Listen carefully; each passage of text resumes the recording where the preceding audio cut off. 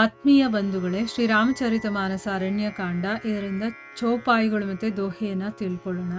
ಪಾನಿ ಜೋರಿ ಆಗೆ ಭಯಿ ಢಾಡಿ, ಪ್ರಭು ಹಿ ಬಿಲೋ ಕಿ ಪ್ರೀತಿ ಅತಿ ಬಾಡಿ, केही विधि अस्तुति करौ तुम्हारी, अधम जाति मैं जड़मति भारी, अधम ते अधम अधम अति नारी, तिन्ह मह मैं मति मंद अघारी, कह रघुपति सुनु भामिनी बाता, मानवु एक भगति कर नाता, जाति पांति कुल धर्म बड़ाई, धन बल परिजन गुण चतुराई, भगति हीन नर सोहई कैसा, बिनु जल बारिद देखिय जैसा, नवधा भगति कहु तोहि पाही, सावधान सुनु धरु मन माही, प्रथम भगति संतन कर संगा, दूसरी रति मम कथा प्रसंगा, गुरुपद पंकज सेवा, तीसरी भगति अमाना, चौथी भगति मम गुणगन करई कपट तजि गान, मंत्र जाप मम दृढ़ विश्वासा, पंचम भजन सो वेद प्रकाशा, छठ दम सील बिरति बहु कर्मा, निरत निरंतर सज्जन धर्मा, सातवां सम मोहि मय जग देखा, मोते संत अधिक करि लेखा, आठवां जथा लाभ संतोषा, ಸಪನೆಹು ನಹಿ ದೇಖಹಿ ಪರದೋಷ. ಇವು ಚೌಪಾಯಿಗಳು ಮತ್ತು ದೋಹೆ. ಈಗ ಇದರ ಅರ್ಥವನ್ನು ತಿಳ್ಕೊಳ್ಳೋದಕ್ಕೆ ಪ್ರಯತ್ನ ಮಾಡೋಣ. ಇಲ್ಲಿ ತುಳಸಿದಾಸರು ಹೇಳ್ತಾರೆ, ಶಬರಿ ಕೊಟ್ಟಂಥ ಫಲವನ್ನು ರಾಮ ಇಷ್ಟಪಟ್ಟು ಮತ್ತೆ ಮತ್ತೆ ಹೊಗಳ್ತಾ ಪ್ರೀತಿಯಿಂದ ತಿಂತಾನೆ. ಶಬರಿ ಮತ್ತೆ ಕೈ ಜೋಡಿಸ್ಕೊಂಡು ಆ ಪ್ರಭುವಿನ ಎದುರು ನಿಂತ್ಕೊಳ್ತಾಳೆ. ಪ್ರಭುವನ್ನ ನೋಡಿ ಆಕೆಯ ಪ್ರೀತಿ ಉಕ್ಕಿ ಹರಿಯತ್ತೆ. ಅವಳು ಪ್ರಾರ್ಥನೆ ಮಾಡ್ಕೊಳ್ತಾಳೆ, ಸ್ವಾಮಿ, ನಾನು ನಿಮ್ಮನ್ನ ಏನು ಅಂತ ಸ್ತುತಿ ಮಾಡಲಿ? ಓ ಪಾಪ ವಿನಾಶ, ನಾನು ಕೀಳು ಜಾತಿಯ ಹೆಣ್ಣು, ಮಂದಬುದ್ಧಿಯವಳು, ಅಧರ್ಮದಲ್ಲಿರುವಂಥವಳು, ಅಧಮಳು ಕೂಡ ನಾನು, ಅದರಲ್ಲೂ ಕೂಡ ಜಡಮತಿಯವಳು ಅಂತನ್ಬಿಟ್ಟು ಹೇಳ್ತಾಳೆ. ಅವಳ ಮಾತನ್ನ ಕೇಳಿ ರಘುನಾಥ ಹೇಳ್ತಾನೆ, ಅಮ್ಮ ಭಕ್ತಳೆ, ನೋಡಿ ಯಾವ ರೀತಿ ಕರಿತಾ ಇದ್ದಾನೆ ಅಂತನ್ಬಿಟ್ಟು, ಭಕ್ತಳೆ ಅಂತ ಕರೀತಾನೆ. ನನ್ನ ಮಾತನ್ನ ಕೇಳು ನೀನು, ನಾನು ಕೇವಲ ಭಕ್ತಿಯ ಸಂಬಂಧವನ್ನ ಮಾತ್ರ ನೋಡುವಂಥವನು. ಇಲ್ಲಿ ನಮಗೆ ಅವನು ಹೇಳ್ತಾ ಇದ್ದಾನೆ, ಈಗ ಜಾತಿ ಧರ್ಮ ಕುಲ ಅದು ಇದು ಅಂತನ್ಬಿಟ್ಟು ಎಷ್ಟು ಮಾತಾಡ್ಕೊಳ್ತಾರಲ್ವಾ, ಅದ್ಯಾವುದನ್ನು ಭಗವಂತ ನೋಡೋದಿಲ್ಲ. ಭಗವಂತ ನೋಡೋದೇನು? ಭಕ್ತಿಯನ್ನ ಮಾತ್ರ. ನನ್ನ ಬಗ್ಗೆ ಅವ್ರಿಗೆ ಎಷ್ಟು ಪ್ರೀತಿ ಇದೆ ಅದನ್ನು ಮಾತ್ರ ನೋಡ್ತಾನೆ. ಮತ್ತು ನಾವು ಏನಾದರೂ ಒಂದು ಭಜನೆ ಹಾಡಬೇಕಾದ್ರೂ ಅಥವಾ ಭಗವಂತನ ಬಗ್ಗೆ ಮಾತಾಡಬೇಕಾದ್ರೆ ಅಥವಾ ಕೇಳಬೇಕಾದ್ರೆ ನಮ್ಮಲ್ಲಿ ಎಷ್ಟು ಭಕ್ತಿ ಇದೆ, ಎಷ್ಟು ಪ್ರೀತಿ ಇದೆ, ಅವನನ್ನು ಪ್ರೀತಿಯಿಂದ ಕೇಳ್ತಾ ಇದ್ದೀವ ಅವನ ಬಗ್ಗೆ ಇಲ್ವಾ ಅನ್ನೋದನ್ನ ನೋಡ್ತಾನೆ ಹೊರತು ಅವನು ಜಾತಿ ನೋಡೋದಿಲ್ಲ, ಬೇರೆ ಏನೂ ನೋಡೋದಿಲ್ಲ. ಅದಕ್ಕೆ ಇಲ್ಲಿ ಹೇಳ್ತಾ ಇದ್ದಾನೆ, ನಾನು ಕೇವಲ ಭಕ್ತಿಯ ಸಂಬಂಧವನ್ನು ಮಾತ್ರ ನೋಡುವಂಥವನು. ಜಾತಿ ಪಂಥ ಕುಲ ಧರ್ಮ ದೊಡ್ಡಸ್ತಿಕೆ ಧನ ಬಲ ಕುಟುಂಬ ಗುಣ ಮಾತು ಜಾಣ್ಮೆ ಇದೆಲ್ಲ ಇದ್ರೂ ಕೂಡ ಭಕ್ತಿ ಇಲ್ಲದಂಥ ನರ ಇದಾನಲ್ಲ, ಅವನು ನೀರಿಲ್ಲದ ಮೋಡದ ಹಾಗೆ ನಿಷ್ಫಲನಾಗಿರುವಂಥವನು. ಈಗ ಮೋಡಗಳು ಬೇಕಾದಷ್ಟಿರುತ್ತೆ ಅಲ್ವಾ, ನೀರೇ ಇಲ್ಲದೆ ಇರೋ ಮೋಡ ವೇಸ್ಟ್, ಇದ್ದೂ ಇಲ್ಲದೆ ಇದ್ರೂ ಅಲ್ವಾ. ಅದೇ ರೀತಿ ಇಷ್ಟೆಲ್ಲ ಇದ್ರೂ ಕೂಡ ಭಕ್ತಿ ಇಲ್ಲ ಅಂತಂದರೆ ಅವನು ಇದ್ದು ಕೂಡ ವೇಸ್ಟು. ಆದ್ದರಿಂದನೇ ಅಂಥವರು ನನಗೆ ಪ್ರೀತಿ ಪಾತ್ರರಲ್ಲ. ಈಗ ನಾನು ನಿನಗೆ ನನ್ನ ನವದಾ ಭಕ್ತಿಯನ್ನು ಹೇಳ್ತೇನೆ. ಅಂದರೆ ಭಕ್ತಿಯಲ್ಲಿ 9 ವಿಧಾನಗಳಿದೆ, ಅದರ ಬಗ್ಗೆ ಇಲ್ಲಿ ಹೇಳ್ತೀನಿ ಅಂತ ಹೇಳ್ತಾ ಇದ್ದಾನೆ. ಅದನ್ನು ಮನಸ್ಸು ಕೊಟ್ಟು ಕೇಳು ಅಂತಂದ್ಬಿಟ್ಟು ನೋಡಿ, ಇಲ್ಲಿ ಭಗವಂತ ಸ್ವಯಂ ಹೇಳ್ತಾ ಇದ್ದಾನೆ, ಮನಸ್ಸು ಕೊಟ್ಟು ಕೇಳು. ಯಾಕಂದರೆ ಒಂದೇ ಇರೋದು ಮನಸ್ಸು, ಇಲ್ಲಿ ಕೇಳೋ ಕಡೆನೇ ಆ ಮನಸ್ಸಿದ್ದಾಗ ಅದು ಚೆನ್ನಾಗಿ ಅರ್ಥ ಮಾಡ್ಕೊಳ್ಳುತ್ತೆ. ಆ ಮನಸ್ಸು ಇಲ್ಲಿ ಕೂತ್ಕೊಂಡು ದೇಹ ಮನಸ್ಸೆಲ್ಲೋ ಇದ್ದರೆ ಆ ವಿಷಯ ಅದು ಗೊತ್ತಾಗುತ್ತೆ ಹೊರತು ಇಲ್ಲಿ ಕೂತ್ಕೊಂಡು ಕೇಳ್ತಾ ಇರೋ ವಿಷಯ ಎಲ್ಲೋ ಹೋಗ್ಬಿಡುತ್ತೆ, ಹಾರ್ಕೊಂಡು ಹೋಗುತ್ತೆ ಆಯಿತಾ. ಅದಕ್ಕೆ ಇದನ್ನು ಇಲ್ಲಿ ಶಬರಿಗೆಲ್ಲ ಹೇಳ್ತಾ ಇರೋದು, ನಮಗೆ ಕೇಳುಗರಿಗೆ ಹೇಳ್ತಾ ಇರೋದು ಭಗವಂತ ಆಯಿತಾ. ನಮಗೆ ನವವಿಧ ಭಕ್ತಿ ಯಾವುದು ಅನ್ನೋದನ್ನ ಹೇಳ್ಕೊಡ್ಬೇಕೀಗ ಅವನು. ಅದಕ್ಕೆ ಹೇಳ್ತಾ ಇದ್ದಾನೆ, ಅದಕ್ಕೆ ಮನಸ್ಸು ಕೊಟ್ಟು ಕೇಳಿ. ಯಾಕಂದರೆ ಭಕ್ತಿ ಮಾರ್ಗದಲ್ಲಿ ಮುಂದುವರಿಬೇಕು ಅಂತ ಯಾರಾದರೂ ಆಸಕ್ತಿ ಇದ್ದರೆ ಆ ಭಕ್ತಿಯನ್ನು ಹೇಗೆ ಮಾಡೋದು ಅನ್ನೋದು ನಮಗೆ ಗೊತ್ತಿರಬೇಕಲ್ವಾ. ಅದಕ್ಕೋಸ್ಕರ ಇಲ್ಲಿ ಹೇಳ್ಕೊಡ್ತಾ ಇದ್ದಾನೆ.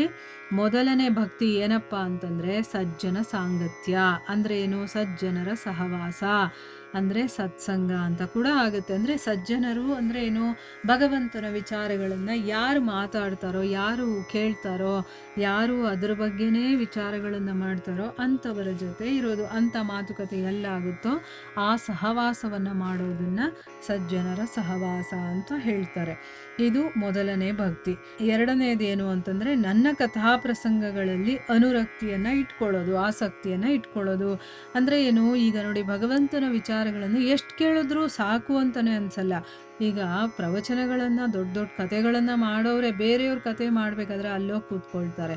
ಅವ್ರಿಗೆ ಆ ವಿಷಯ ಗೊತ್ತಿಲ್ಲ ಅಂತಲ್ಲ, ಆದರೆ ಆ ಕೇಳೋದ್ರಲ್ಲೂ ಒಂದು ಆನಂದ ಇದೆ, ಒಂದು ವಿಚಿತ್ರವಾದ ಅನುಭವಗಳಾಗುತ್ತೆ. ಅದು ತುಂಬಾ ಆನಂದ ಕೊಡುತ್ತೆ ಮನಸ್ಸಿಗೆ. ಅದಕ್ಕೆ ನೂರಾರು ಸರಿ ಕೇಳಿದರೂ ಕೂಡ ಮತ್ತೆ ಕೇಳಬೇಕು ಅನಿಸುತ್ತೆ ಭಗವಂತನ ಕಥೆಗಳನ್ನು. ಅದಕ್ಕೆ ಅಂಥ ಕಥೆಗಳಲ್ಲಿ ಯಾರಿಗೆ ಅನುರಕ್ತತೆ ಇದೆಯೋ, ಅಂದರೆ ಆಸಕ್ತಿ ಇಟ್ಕೊಳ್ಳೋದಿದೆಯಲ್ಲ, ಅದು ಎರಡನೇ ಒಂದು ಭಕ್ತಿಯ ಮಾರ್ಗ ಅಂತ ಹೇಳ್ತಾ ಇದ್ದಾರೆ. ಅಂದರೆ ಭಕ್ತಿ ಮಾಡೋದ್ರಲ್ಲಿ ಮೊದಲನೇದು ಸಜ್ಜನರ ಸಹವಾಸವನ್ನು ಮಾಡೋದು, ಎರಡನೇದು ನನ್ನ ಕಥಾ ಪ್ರಸಂಗಗಳಲ್ಲಿ ಆಸಕ್ತಿ ಇರೋದು, ಅಂದರೆ ಅದರಲ್ಲಿ ಇಷ್ಟ ಇರೋದು ಅಂತ ಅರ್ಥ. ಇನ್ನು ಮೂರನೇ ಭಕ್ತಿ ಏನು ಅಂತಂದರೆ ಅಭಿಮಾನವನ್ನು ಬಿಟ್ಟು ಗುರುಚರಣಗಳನ್ನು ಸೇವಿಸೋದು. ನಮ್ಮಲ್ಲಿ ಅಹಂಕಾರ ಇರುತ್ತೆ, ನಾನು ಯಾಕೆ ಅವ್ರಿಗೆ ಕಾಲಿಗೆ ನಮಸ್ಕಾರ ಮಾಡಬೇಕು, ನಾನು ಯಾಕೆ ಅವ್ರ ಹತ್ರ ಹೋಗಿ ಸೇವೆ ಮಾಡಬೇಕು ಅಂತೆಲ್ಲ ಇರುತ್ತಲ್ಲ. ಆ ಅಹಂಕಾರವನ್ನು ಬಿಟ್ಟು ಆ ಗುರುಚರಣಗಳಲ್ಲಿ ಅವ್ರು ಏನು ಹೇಳ್ತಾರೋ ಅದನ್ನು ಮಾಡ್ಕೊಂಡು ಇರುವಂಥದ್ದು, ಅದು ಮೂರನೇದು. ಮತ್ತು ದಂಭ ಕಪಟವನ್ನು ಬಿಟ್ಟು ನನ್ನ ಗುಣಗಳನ್ನು ಹಾಡೋದು ನಾಲ್ಕನೇ ಭಕ್ತಿ ಅಂತ ಹೇಳ್ತಾ ಇದ್ದಾನೆ. ಅಂದರೆ ಇಲ್ಲಿ ಅಹಂಕಾರ ಅನ್ನೋದಿರುತ್ತಲ್ಲ, ನಾನು ಯಾಕೆ ಮಾಡಬೇಕು ಇದನ್ನು, ಅದನ್ನು ಯಾಕೆ ಮಾಡಬೇಕು ಅಂತ ಅದನ್ನೆಲ್ಲ ಬಿಟ್ಬಿಟ್ಟು, ಮತ್ತು ನನಗಿದು ಬೇಕು ಅದು ಬೇಕು ಅಂತೆಲ್ಲ ಅಂದ್ಕೊಂಡು ನಾವು ಭಗವಂತನ ಒಂದು ಗುಣಗಾನ ಮಾಡ್ತೀವಲ್ವ, ಅದು ಬೇಕಾಗಿಲ್ಲ ಅವನಿಗೆ.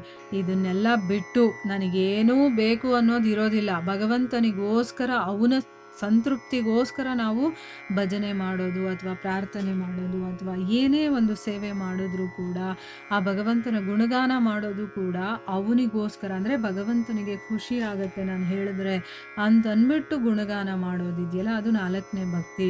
ಅಂದರೆ ನಮ್ಮ ಸ್ವಾರ್ಥಕ್ಕೋಸ್ಕರ ಭಗವಂತನನ್ನು ಹೊಗಳೋದಲ್ಲ, ಅದು ಭಕ್ತಿ ಅನ್ನಿಸ್ಕೊಳ್ಳೋದಿಲ್ಲ. ಅದಕ್ಕೆ ಇಲ್ಲಿ ನಾಲ್ಕನೇ ಭಕ್ತಿ ಅಂತ ಹೇಳಿದಾನೆ. ಅದನ್ನು ನೋಡಿ, ಇಲ್ಲಿ ಸ್ವಯಂ ಶ್ರೀರಾಮನೇ ಶಬರಿಗೆ ಭಕ್ತಿಯ ಬಗ್ಗೆ ಹೇಳ್ತಾ ಇದ್ದಾನೆ.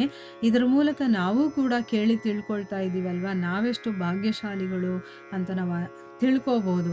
ಬೇರೆಯವ್ರಿಗೆ ಈ ಭಾಗ್ಯನೂ ಇಲ್ಲ. ಈಗ ನಮ್ಮ ಮನೆಯಲ್ಲೇ ಬೇಕಾದಷ್ಟು ಜನ ಇದ್ದಾರೆ, ಅವ್ರು ಕೇಳ್ತಾ ಇದ್ದಾರಾ? ಇಲ್ಲ, ನಿಜವಾಗ್ಲೂ ನಾವು ತುಂಬ ಧನ್ಯರು ಅಂತ ತಿಳ್ಕೊಬೇಕು.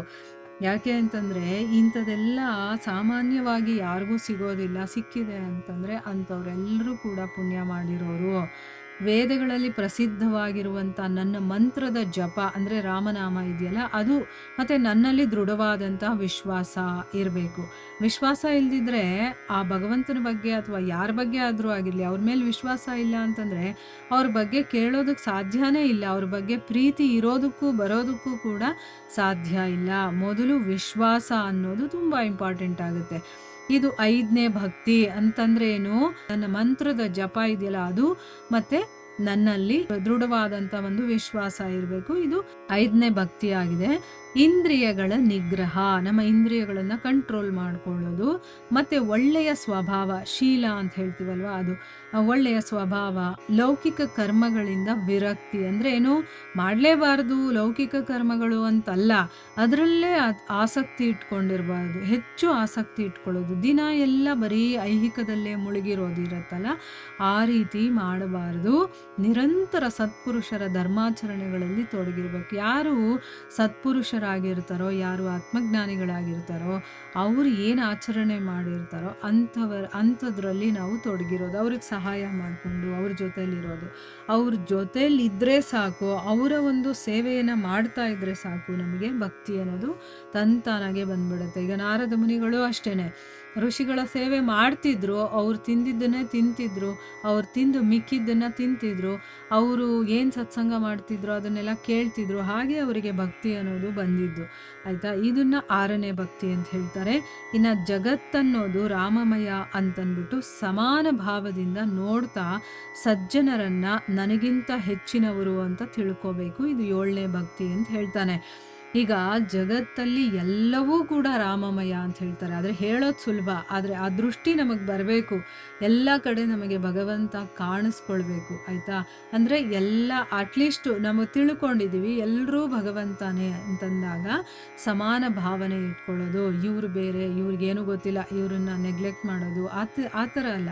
ಎಲ್ಲರೂ ಒಂದೇ ಅನ್ನುವಂಥ ಭಾವ ನಮ್ಮಲ್ಲಿ ಇರಬೇಕು. ಮತ್ತು ಸಜ್ಜನರನ್ನು ಅಂದರೆ ಏನು, ಭಾಗವತೋತ್ತಮರು ಅಂತ ಹೇಳ್ತೀವಲ್ವಾ, ಅವರು ನನಗಿಂತ ಹೆಚ್ಚಿನವರು. ಅಂದರೆ ಇಲ್ಲಿ ರಾಮ ಹೇಳ್ತಾ ಇದ್ದಾನೆ, ನನಗಿಂತ ನನ್ನ ಭಕ್ತರು ಭಾಗವತರು ಇರ್ತಾರಲ್ಲ ಅವರಿಗೆ ಇಂಪಾರ್ಟೆನ್ಸ್ ಕೊಡಬೇಕು, ಅವರೇ ಶ್ರೇಷ್ಠ ಅಂತ ನೀನು ತಿಳ್ಕೋಬೇಕು ಅಂತ ಹೇಳ್ತಾ ಇದ್ದಾರೆ. ಇವಾಗ ನಮ್ಗನ್ಸುತ್ತೆ ರಾಮನಿಗಿಂತ ರಾಮನ ಭಕ್ತರು ದೊಡ್ಡವರ ಅಂತಂದ್ಬಿಟ್ಟು. ಹೌದು, ಯಾಕೆ ಅಂತಂದರೆ ನಮಗೆ ರಾಮನನ್ನು ತೋರಿಸೋವಂಥವ್ರು ಯಾರು ಅಲ್ವಾ, ಗುರುವಿನ ಸ್ಥಾನದಲ್ಲಿ ಇರ್ತಾರೆ ಅವರು. ಸೊ ರಾಮ ಇದ್ದಾನೆ ಅಂತ ನಮಗೆ ಗೊತ್ತಾಗೋದೇ ಗುರುವಿನಿಂದ ಅಂದಮೇಲೆ ನಮಗೆ ರಾಮನಿಗಿಂತ ಗುರುಗಳೇ ಅಥವಾ ಭಾಗವತರೇ ನಮಗೆ ಶ್ರೇಷ್ಠ ಅಂತ ಅನಿಸುತ್ತೆ. ಯಾಕೆ ಅಂತಂದರೆ ನಮಗೆ ಆ ಕಡೆಯ ದಾರಿ ಅಥವಾ ಅಲ್ಲಿದ್ದಾನೆ ಭಗವಂತ, ಅವನೇ ಭಗವಂತ ಅಂತ ತೋರಿಸ್ಕೊಡ್ತಾರಲ್ವ, ಅದಕ್ಕೋಸ್ಕರ ಇದು 7ನೇ ಭಕ್ತಿ. ಆಮೇಲೆ ಸಿಕ್ಕಿದ್ರಲ್ಲೇ ತೃಪ್ತನಾಗಿರೋದು. ಏನು ಕೊಟ್ಟಿದ್ದಾನೋ ಭಗವಂತ ಅದರಲ್ಲಿ ಸಂತೋಷ ಪಡಬೇಕು. ಅಯ್ಯೋ ಇಲ್ವಲ್ಲ ಅಂತ ಪೇಚಾಡ್ತಾ ಇರಬಾರ್ದು. ಕನಸಲ್ಲೂ ಕೂಡ ಬೇರೆಯವರ ದೋಷಗಳನ್ನು ಹುಡುಕದೇ ಇರೋದಿದೆಯಲ್ಲ, ಇದು 8ನೇ ಭಕ್ತಿ. ಅವರವರು ಮಟ್ಟಕ್ಕೆ ಅವ್ರವ್ರು ಸರಿಯಾಗೇ ಇರ್ತಾರೆ ಆಯಿತಾ. ಯಾರೂ ಇಲ್ಲಿ ದೋಷಯುಕ್ತರ ಅಲ್ಲ. ಅವ್ರವ್ರ ಮಟ್ಟಕ್ಕೆ ಯೋಚನೆ ಮಾಡಿದಾಗ ಅವ್ರು ಸರಿಯಾಗೇ ಇರ್ತಾರೆ. ನಮ್ಮನ್ನು ಬೇರೆಯವ್ರು ನೋಡಿದಾಗ ನಮ್ಮಲ್ಲೂ ಕೂಡ ದೋಷಗಳು ಕಾಣಿಸುತ್ತಲ್ವ, ಆದರೆ ನನ್ನ ಒಂದು ಪರಿಸ್ಥಿತಿ, ನಾನಿರುವಂಥ ನನ್ನ ಗುಣ ಸ್ವಭಾವಕ್ಕೆ ತಕ್ಕಂಗೆ ನಾನು ಇರ್ತೀನಿ, ಆಗ ನಾನಿರೋದು ಕರೆಕ್ಟಾಗೇ ಇರುತ್ತೆ. ಅಂದರೆ ನಮಗೇನು ಹೇಳ್ತಾ ಇದ್ದಾರೆ ಇಲ್ಲಿ, ಬೇರೆಯವರ ದೋಷಗಳನ್ನು ನೀನು ಹುಡುಕಕ್ಕೆ ಹೋಗಬೇಡ, ಕನಸಲ್ಲೂ ಹುಡುಕಬೇಡ ಅಂತ ಹೇಳ್ಬಿಟ್ಟಿದ್ದಾರೆ. ಅದು 8ನೇ ಭಕ್ತಿ ಆಯಿತಾ. ಏನು ನನ್ನ ಹತ್ರ ಇದೆಯೋ ಭಗವಂತ ಏನು ಕೊಟ್ಟಿದ್ದಾನೋ ಅದರಲ್ಲಿ ತೃಪ್ತಿಯಾಗಿರೋದು, ಬೇರೆಯವರಲ್ಲಿ ನಾವು ದೋಷಗಳನ್ನು ಹುಡುಕದೇ ಇರೋದು, ಇದು 8ನೇ ಭಕ್ತಿ ಅಂತಂದ್ಬಿಟ್ಟು ಹೇಳಿದ್ದಾರೆ. ಮುಂದುವರೆದು ಏನು ಹೇಳ್ತಾರೆ, 9ನೇ ಭಕ್ತಿ ಯಾವುದು ಏನು ಅಂತ ಮುಂದಿನ ಭಾಗದಲ್ಲಿ ತಿಳ್ಕೊಳ್ಳೋಣ. ಹರೇ ಕೃಷ್ಣ.